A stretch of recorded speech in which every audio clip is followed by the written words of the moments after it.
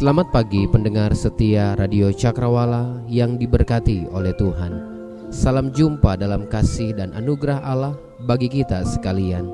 Sesaat lagi bersama-sama kita akan mendengarkan renungan Oasis Fajar yang akan disampaikan oleh Mayor Kriston Harinei. Selamat mendengarkan, selamat memperoleh kekuatan. Tuhan Yesus memberkati kita sekalian.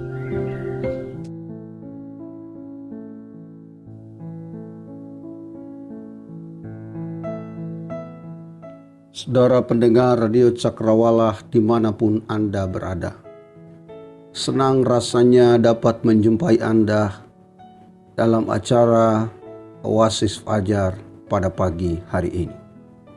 Sebelum kita membaca dan merenungkan firman Tuhan, maka terlebih dahulu mari kita berdoa. Kita berdoa. Tuhan Allah Bapa kekal dalam kerajaan sorga, kami puji, kami hormati nama-Mu Tuhan. Kalau kami boleh ada sampai pada pagi hari ini, semua karena anugerah Tuhan. Terima kasih, seluruh hidup kami ada di dalam kendali-Mu, dan semua ada di dalam pengaturan-Mu.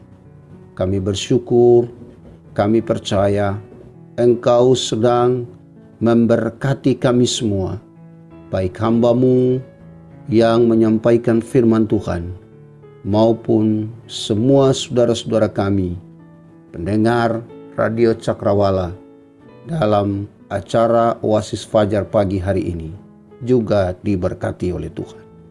Dalam nama Tuhan Yesus kami sudah berdoa. Amin. Bapak, Ibu, saudara-saudara yang diberkati oleh Tuhan kita Yesus Kristus, tema khotbah kita pagi hari ini, harap tenang ada ujian. Pembacaan firman Tuhan, Ayub 23 ayat 10 sampai ayat yang ke-14. Saya baca di dalam nama Tuhan. Karena Ia tahu jalan hidupku, seandainya Ia menguji aku akan timbul seperti emas. Kakiku tetap mengikuti jejaknya. Aku menuruti jalannya dan tidak menyimpang. Perintah dari bibirnya tidak kulanggar. Dalam sanubariku kusimpan ucapan mulutnya. Tapi ia tidak pernah berubah. Siapa dapat menghalangi dia? Apa yang dikehendakinya dilaksanakannya juga, karena ia akan menyelesaikan apa yang ditetapkan atasku, dan banyak hal yang serupa itu dimaksudkannya. Bapak, Ibu, saudara dan saudariku yang dikasihi dan diberkati oleh Tuhan kita Yesus Kristus, ibadah kita dalam sepanjang beberapa bulan terakhir ini dilaksanakan di rumah kita masing-masing. Kita melaksanakan ibadah yang mungkin sangat berbeda dengan ibadah-ibadah sebelumnya. Kita memang belum pernah melakukan ibadah seperti ini sepanjang hidup kita, sebab kita telah terbiasa bahwa ibadah kesucian ataupun ibadah tebusan selalu identik dengan persekutuan, di mana kita berkumpul bersama dengan saudara seiman dalam suatu gedung gereja. Namun minggu-minggu ini kita harus menerima suatu realita bahwa kita harus beribadah di rumah kita masing-masing.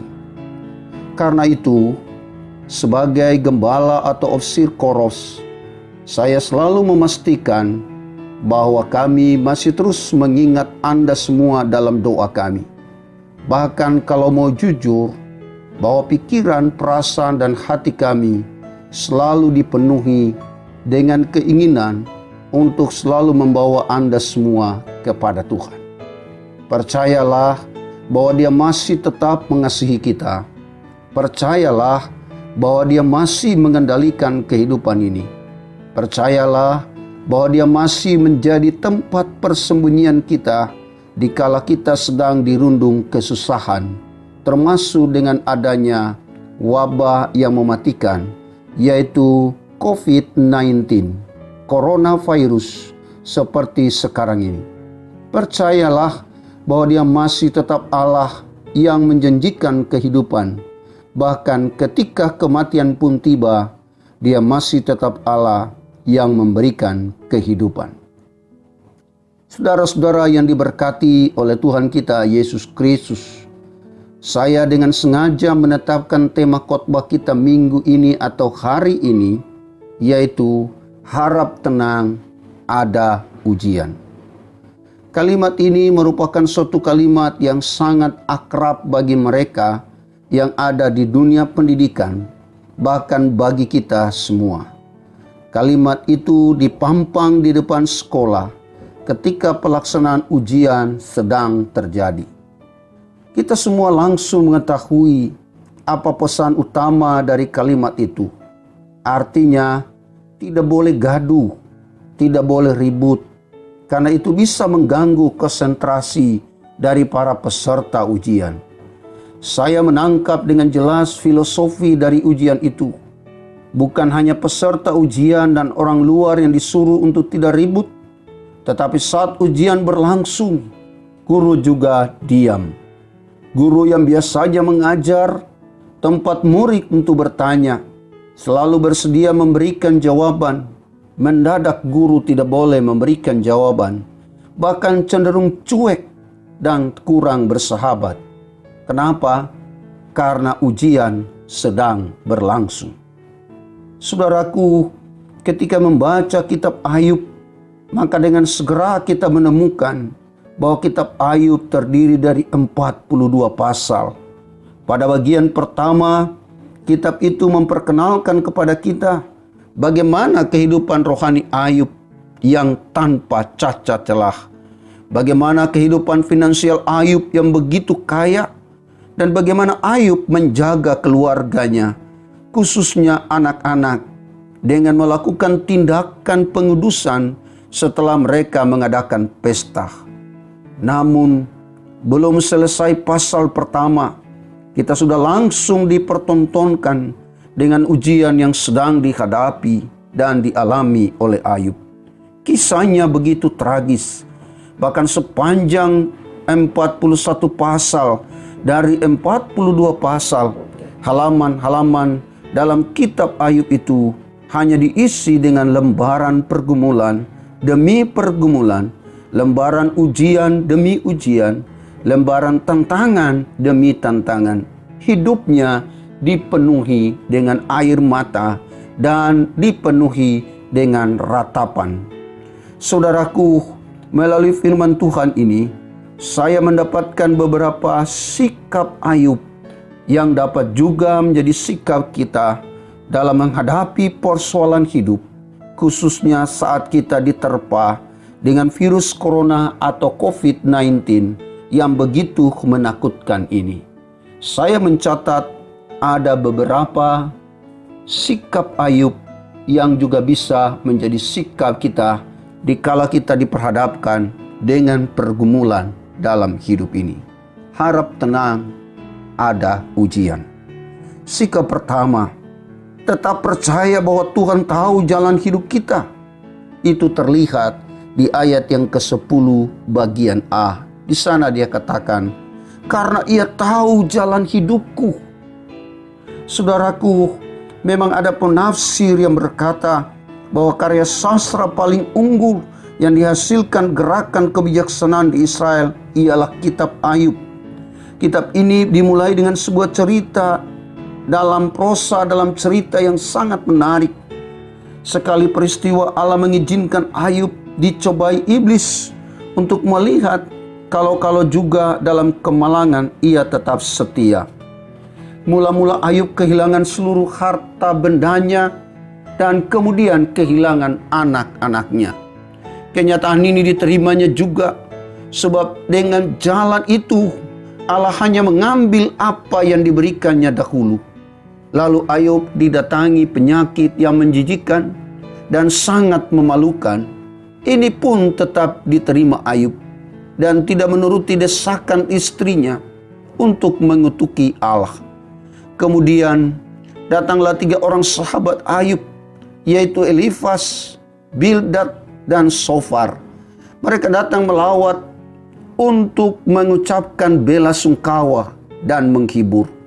Elifas berbicara dengan tenang sesuai dengan umurnya yang sudah lanjut, tetapi juga dengan keras berdasarkan pengalamannya yang lama tentang manusia. Sebaliknya, sesuai dengan umur mudanya Sofar berkata dengan pedas, dengan panas. Bildad ternyata gemar akan banyak kata dan uraian panjang yang ia tempuh jalan tengah. Tetapi ketiga sahabat Ayub semua mempertahankan pendirian tradisional tentang pembalasan di bumi, yaitu jikalau Ayub menderita, maka sebabnya ialah Ayub berdosa, Ayub bersalah, Ayub melakukan hal yang tercela di hadapan Tuhan. Ketiga sahabat Ayub itu memiliki pandangan bahwa penderitaan yang dialami oleh Ayub itu karena Ayub berdosa di hadapan Tuhan. Mungkin ia menganggap dirinya orang benar, tapi tidak mungkin ia orang benar di hadapan Allah. Itulah mungkin kesimpulan dari ketiga sahabat Ayub. Mereka mengatakan, mungkin engkau berpikir engkau orang benar, tapi di hadapan Allah mungkin engkau bukan orang benar, sehingga engkau mengalami derita pergumulan yang sedang menimpa hidupmu saat ini. Saudaraku, ada hal yang sangat menarik yang disampaikan oleh Ayub, bahwa Tuhan tahu jalan hidupku. Pernyataan ini merupakan suatu bentuk pengakuan iman Ayub yang sedang menjelaskan tentang keterbatasannya memahami jalan hidupnya sendiri. Ayub sadar bahwa masih ada Tuhan yang lebih paham tentang kehidupan ini. Ayub percaya bahwa Tuhan masih berkuasa mengontrol semua hal yang terjadi. Ayub tahu bagaimana menghadapi kehidupan yang tidak dia pahami. Ayub tahu bagaimana memberi respon terhadap persoalan yang tidak dia ketahui, yaitu ada Tuhan yang tahu segalanya.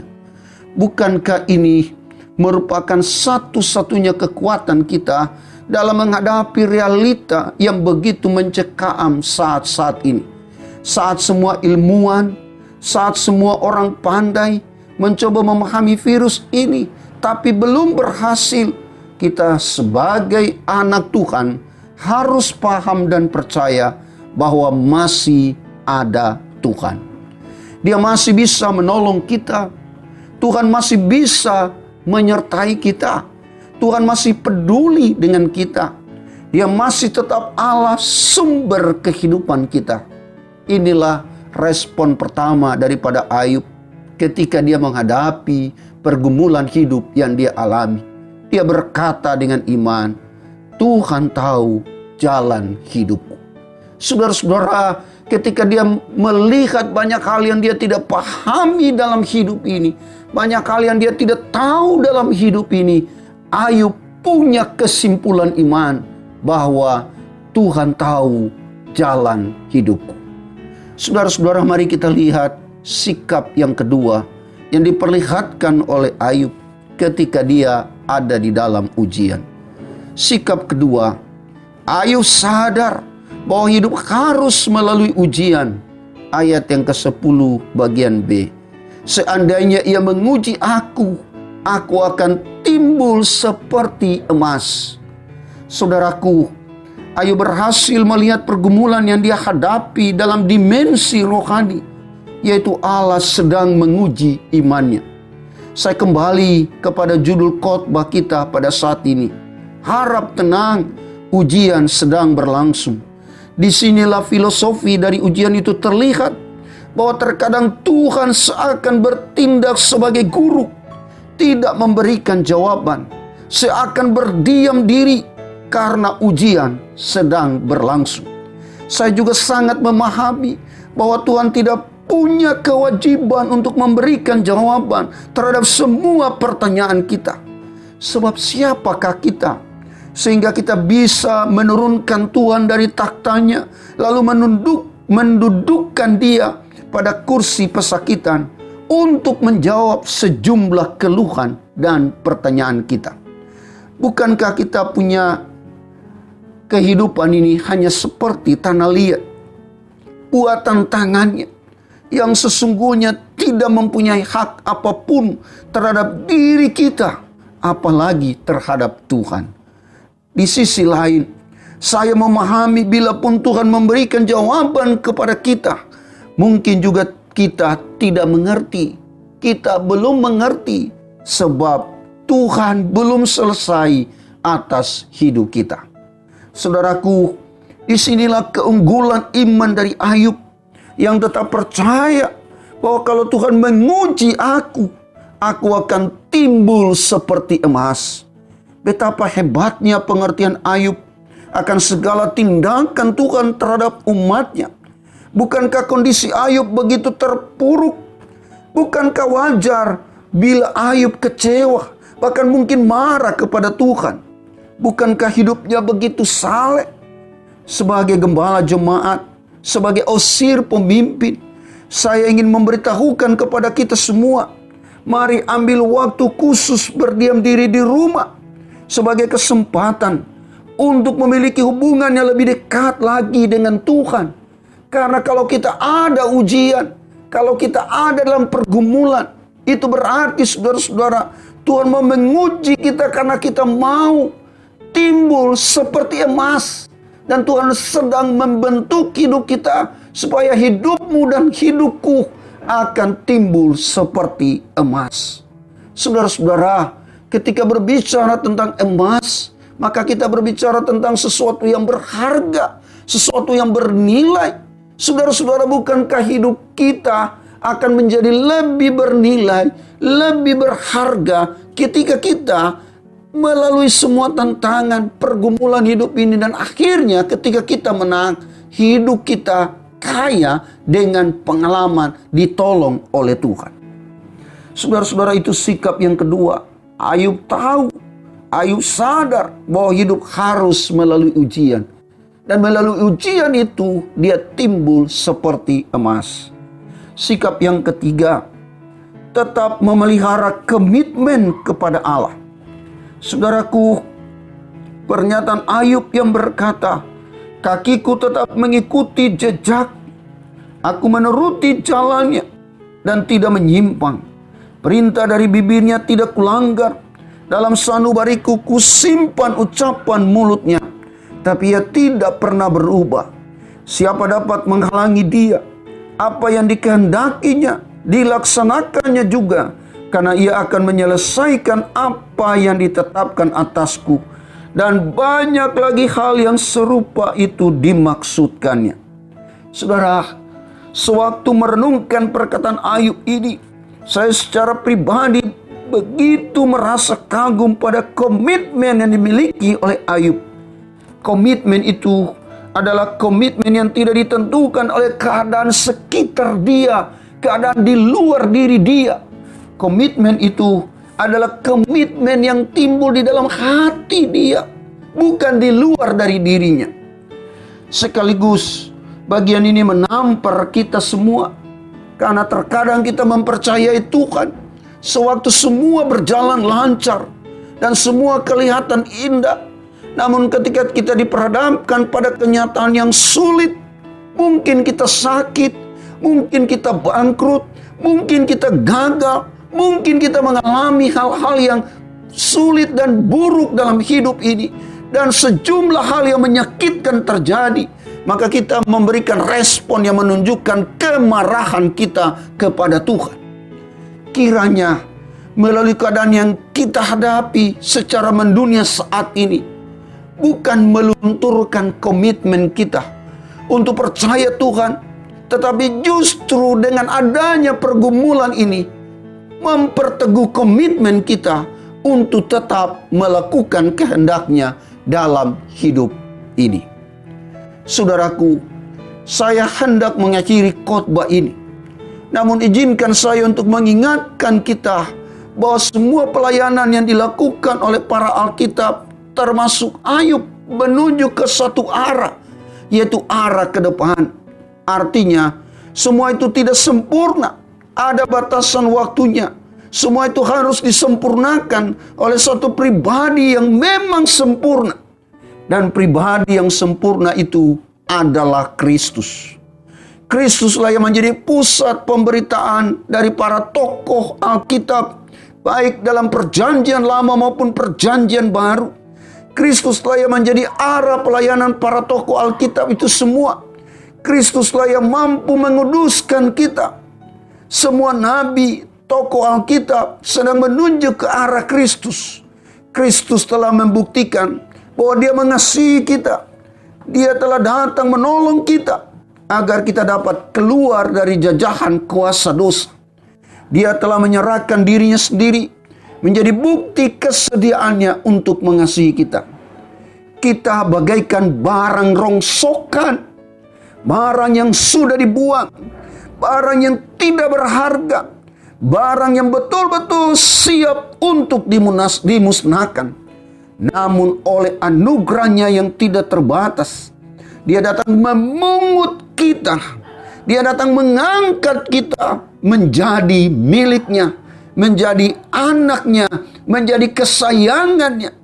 Yesaya menyebutnya Immanuel, yang berarti Allah beserta kita. Kristus menyatakan kesediaannya untuk mendengar doamu, mendengar doaku, mendengar doa kita semua. Bahkan kesediaannya untuk mau tinggal dengan kita. Itu kabar gembira. Ketika ada ujian terjadi dalam hidup kita, percayalah bahwa Tuhan tidak pernah tinggalkan kita. Bahkan ketika mungkin engkau berdoa seakan-akan belum dijawab doa itu berarti ada ujian. Kau boleh tetap tenang, kau boleh tetap percaya bahwa matanya tajam mengawasi hidupmu. Dia tahu jalan hidupmu. Dia ingin mengujimu supaya engkau timbul seperti emas. Dan melalui ujian itu, mari kita memperteguh komitmen kita untuk tetap mempercayai Tuhan pengendali kehidupan ini. Karena itu, marilah kita menyerahkan seluruh hidup dan masa depan kita ke dalam tangannya. Harap tenang, ujian sedang berlangsung. Amin. Mari kita berdoa. Tuhan Allah Bapa kami dalam kerajaan sorga, terima kasih kami sampaikan kepadamu Tuhan, karena kami boleh dengar firman-Mu. Kami boleh belajar dari Ayub, bagaimana Ayub merespon pergumulan yang dia hadapi. Bagaimana Ayub mengetahui bahwa ada Tuhan yang tahu tentang kehidupannya. Ada Tuhan yang boleh dijadikan sandaran, pegangan hidup yang tidak pernah berubah. Ada Tuhan yang mengizinkan kalau ada ujian, berarti hidup kami akan semakin dimurnikan supaya kami timbul seperti emas. Terima kasih Tuhan. Kiranya kami tetap teguh pada komitmen kami. Kami tetap teguh kepada iman kami kepada Tuhan. Ya Tuhan, inilah doa kami. Dalam nama Tuhan Yesus kami sudah berdoa. Amin.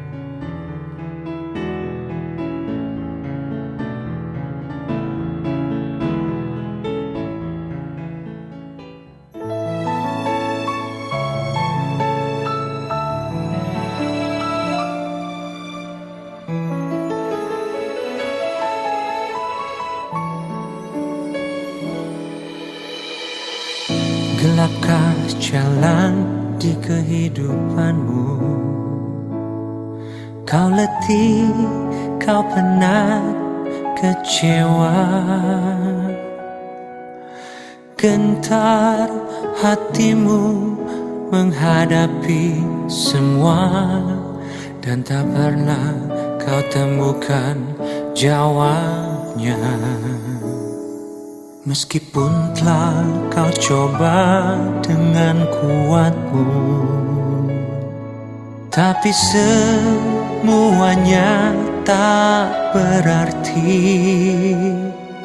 Walaupun dengan segala tangis dan air mata, tak pernah kau temukan jawabnya. Serahkanlah bebanmu pada Yesus, Dialah yang sanggup mengatur hidupmu.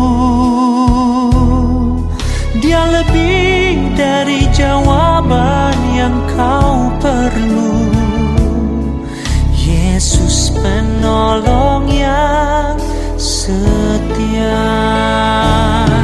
Serahkanlah bebanmu pada Yesus, Dialah yang sanggup mengatur hidupmu. Dia lebih dari jawaban yang kau perlu. Yesus penolong yang setia.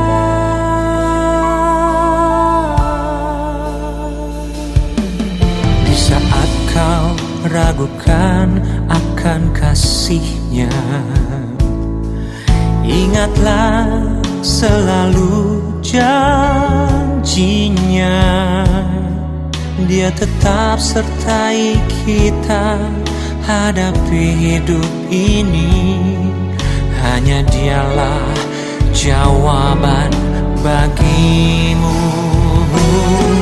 Serahkanlah bebanmu pada Yesus, Dialah yang sanggup mengatur hidupmu. Dia lebih dari jawaban yang kau perlu. Yesus penolong yang setia. Serahkanlah bebanmu pada Yesus.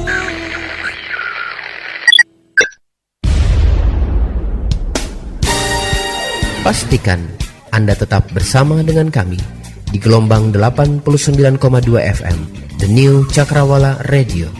God bless us.